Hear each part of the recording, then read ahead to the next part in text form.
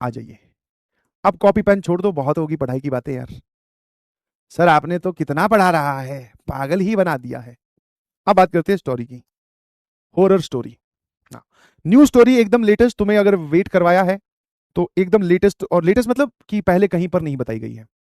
Horror story की काफी दिन हो गए हैं, रिलैक्स हो जाओ आराम से, ठीक है। ये वाली चीज भी जरूरी है। हाँ, पेन रख दो, ईयरफोन लगा रखे हैं तो लगा के रखो। ये कहानी जो है वो सच्ची कहानियां जो हमें सुनाई गई हैं। अभी आपको समझ में आ जाएगा कि मैं इसको थोड़ी सी सच्ची क्यों बोल रहा हूं, मतलब what is my intention about it. तो बचपन में ना गांव में रहते थे। अब आप में से कितने लोग ढानी समझते हैं? जो गांव के लोग हैं वो समझते होंगे, ढानी का मतलब होता है फार्म हाउस। जब आप खेत के बीच में ही अपना घर बना लेते हो, मतलब आसपास आपके खेत है और यहां से जो है वो रास्ता घर की ओर जा रहा है, यहां आपका होम है। समझते हैं, है ना? तो जिसको आज की टेक्निकल लैंग्वेज में फार्म हाउस बोलते हैं, पुराने टाइम पे जो जमींदार लोग होते थे, अभी भी है ये कल्चर, गांव में जाओगे तो वो खेत से ट्रैवल ना करना पड़े बार बार गांव की ओर, तो वहीं पर ही फसल संभालने के लिए वहीं घर बना लेते थे। तो वहां पर घर में थे तो वहां पे रहते थे अपने दानी में, है ना? और उस टाइम पे गांव में सभी के साथ होता है ऐसा, तो गाय भैंसे खूब हुआ करती थी। मतलब अगर मैं काउंट करूं टोटल, तो जितनी मुझे याद है अपनी बचपन की मेमोरीज, और वो बचपन मैं कौन सा बता रहा हूँ, first second third year, first second, sorry LKG UKG nursery वाला जो बचपन है वो वाली की बात कर रहा हूँ मैं। अब तुम लोग बोलोगे सर तुम्हें, सर आपको ये कहानी याद कैसे रहेगी, क्योंकि उसके बाद में उस कहानी का जिक्र बहुत सारी बार घर में हुआ है। तो उस टाइम की मुझे याद नहीं है, बट उसके बाद में जब डिस्कशन करते होते थे घर वाले बैठ के, बातें तो चलती है जब इकट्ठे हो जाते हैं शादी ब्याह में, तो अरे यार वो हुआ करता था, है ना? तो इसलिए तो गाय भैंसे खूब हुआ करती थी पुराने टाइम पे। अब तो धीरे धीरे कम होगी। अब तो इनफैक्ट मैं तो वहां पे गांव कभी कभी जा पाता हूँ छुट्टियों में। अब तो शहर में शिफ्ट हो गए हैं। बट जब गाय भैंसे खूब हुआ करती थी, तो हुआ क्या करता था कि जितने भी घर वाले हैं, मतलब जितना घर का डेली यूज है दूध का वो तो आप निकाल लो, बाकी एक डेयरी वाले भैया हुआ करते थे। अब उसको भैया हम लोग क्यों बोलते थे? क्योंकि वो हमारी बड़े भाई की उम्र जैसा ही था। मतलब बड़े भाई की उम्र जितनी थी ना, उतना ही वो हुआ करता था। आसपास जो गांव में घर थे हमारे, उनमें वो सभी का, सबको भाई भाई बोलते हैं, तो हम भी उसको भैया भैया बोलते थे। तो वो जो है वो दूध लेने आया करता था। ठीक है, समझ गए कि बहुत सारी भैंसे हैं गायें हैं, तो आपने दूध निकाला, जितना आपको रखना है उतना रख लो, बाकी डेयरी में भेज दो, पैसे कमाने के लिए बोल दो, या फिर ये एक बिजनेस बन गया। तो वो, अच्छा, उसको सुबह सुबह अपने घर जाकर, मतलब रात को इकट्ठा करता था वो दूध। रात को मतलब कि बहुत लेट नाइट, कि 12-1 बज जाते थे, उसके बाद में वो सीधा डेयरी में ही दूध देकर फिर अपने घर जाकर फिर सोता था। तो ये काफी दिन से आता था, कई बार तो ये खाना भी हम लोगों के साथ ही खाते थे भैया, है ना? हम्म। तो कुछ दिन में क्या हुआ, अब जैसे ये लेट आता था तो इसकी एक हैबिट थी कि एक तो इसके लिए खाना रखते थे, दूसरा जब तक ये आएगा नहीं, दूध लेकर नहीं जाएगा, तो तब तक घर वाले भी नहीं सो पाएंगे, क्योंकि पता चला ये आके फिर हॉर्न बजाए कि लाओ भाई दूध डाल दो, क्योंकि ये पूरी अपनी पिकअप वैन लेकर आता था, बड़ी सी पिकअप वैन, समझ गए ना? जो ये वाली चलती है पूरी कहानी, पीछे ऐसे खाली भाई ड्रम से रखे हुए हैं खूब सारे, है ना? ये वाली वैन लेकर आता था। तो इसका जो है वो हमें इंतजार करना ही पड़ता था, मतलब एज ए पूरी परिवार को इंतजार ही करते थे कि ये आएगा ये चला जाएगा, उसके बाद में सब सोते थे। तो ये कई दिन से लेट आना शुरू हो गया। मतलब जैसे मान लो अगर रेगुलर टाइम 11:30 या 12 बजे है, तो ये कभी 12:30 बजे आ रहा है, कभी 1 बजे आ रहा है, काफी काफी डिले हो रहे हैं। तो फिर भाई दादी को आया गुस्सा, दादी ने बोला कि क्या तरीका है तेरा, है ना? दादी ने बोला कि क्या तरीका है? तो इसने कई दिन तो वो कारण बताया नहीं, बोले ऐसी बस गलती, लेट हो जाता हूँ थोड़ा सा, आगे से कोशिश करूंगा, कल जल्दी आऊंगा। बट ये जल्दी जल्दी ये काम होने लगा। ठीक है भाई। तो इससे पूछा गया कि क्या है भाई तेरे प्रॉब्लम क्या है?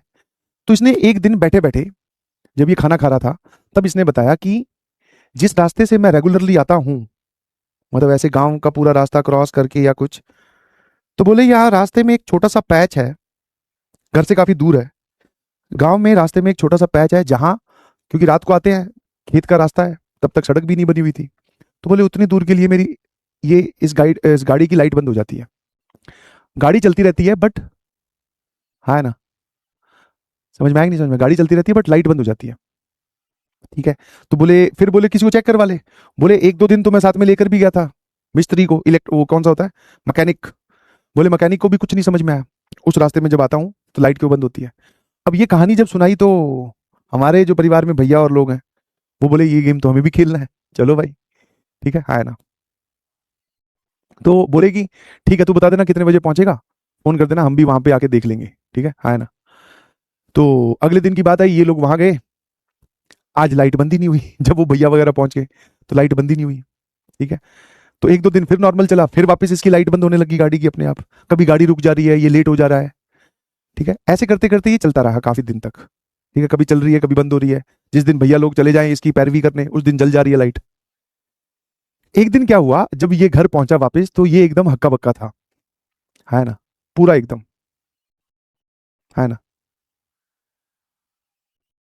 मतलब रेगुलर में तो वैसे भी ये निडर आदमी है, रात को 12 बजे दूध इकट्ठा करता घूम रहा है, तो इसको तो क्या ही डर लगता होगा।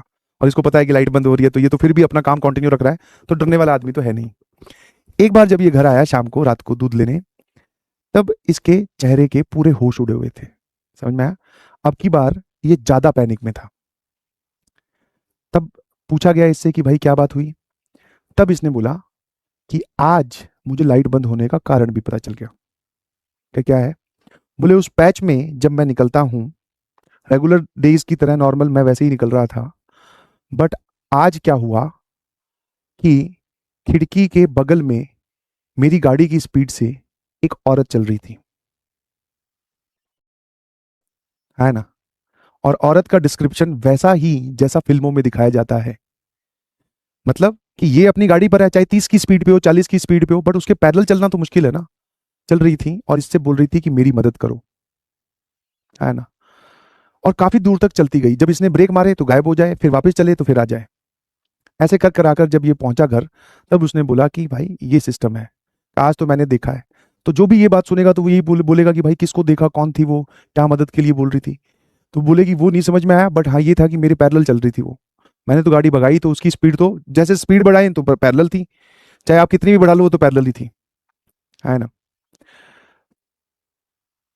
तब इस चीज को, क्योंकि ये फिर पूरे एक तो गांव का भी है और दूसरा फिर हमारे घर आने का भी रास्ता है, तो फिर इसकी जांच पड़ताल की गई भाई कि ये क्या प्रोग्राम है ना। और ऐसा, ये तो चलो रात को आता है, और हम लोग तो इसी रास्ते से आते जाते रहते हैं, मतलब जो चाचा वगैरह लोग हैं वो यही बात कर रहे थे, हमें तो आज तक कभी नहीं ऐसा कोई मदद मांगने वाला इंसान आया, है ना।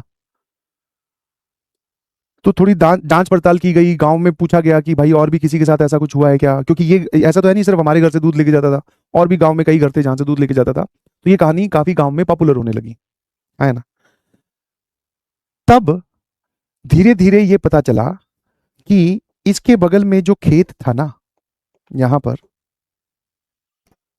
है ना, यहाँ पर जो खेत था, इस खेत में ही गांव में किसी औरत को मारकर दफना दिया गया है ना। और वो, मतलब ये दो बातें एक साथ उठनी स्टार्ट हुई, एक कि वो औरत गांव से गायब है, घर परिवार में दिख नहीं रही, किसी और घर में, और दूसरा कि ये सब इंसिडेंट्स, कि ये एक तो हमें पता चला, दूसरा गांव में आपस में लोग बात कर रहे हैं कि कुछ तो गड़बड़ है इस रास्ते में, लाइट बंद हो जाती है, कुछ ना कुछ परेशान कर रहा है। खेत में मारकर दफना दिया गया है, और वो जो लोग हैं जिन्होंने दफनाया है उनके घर पे ही ताला लगा हुआ है, ठीक है। मतलब वो काफी दिन से वो पूरा परिवार ही गायब है, कभी कभी उनमें से कोई दिखता है ना। तो इसकी जब मौत का कारण पता किया गया तो वो बड़ा ही अननेचुरल, और बोलते हैं ना जबरदस्ती किसी को मारना, कुछ बात हुई होगी, वो बच्चों को इतनी बातें बताते नहीं है तो हमने ज्यादा पूछा भी नहीं, है ना। तो वो औरत का वो भूत था जो उससे मदद मांग रहा था रोग।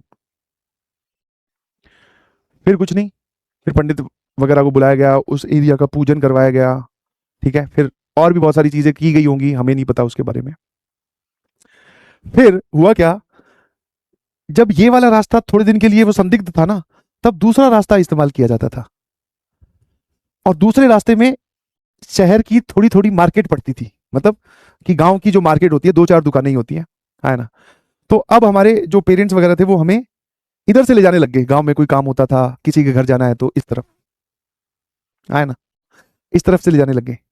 अब उस चीज का हमें बड़ा फायदा हुआ, मैं और मेरा छोटा भाई, क्योंकि इस तरफ जाते थे ना, तो पापा के दोस्त हुआ करते थे, उनकी एक दुकान थी, और वो हमें देखते ही, दोनों भाइयों को देखते ही बोले फ्रूटी पियोगे क्या, और बचपन में कौन फ्रूटी मना करता है, मैं कहा हाँ अंकल फ्रूटी पियेंगे, फ्रूटी वो हमें पिला देते थे। वैसे बचपन में कभी पूछा भी नहीं, और किसको जानना होता है कि भाई कौन पैसे दे रहा है। तो हमें तो ऐसा लगता था कि हाँ यार ये जो है वो अंकल है ना, वो हमसे प्यार करते हैं इसलिए हमें फ्रूटी पिला रहे हैं। फिर पिताजी ने बाद में बताया कि वो दोस्त तो है, पर तुम रोज रोज जाके उससे फ्रूटी पियोगे तो पैसे भी तो लेगा। तो ये काम बढ़िया हो गया। अब कोई भी काम मतलब 2-3 दिन में तो जाना हो ही जाता था गाँव में।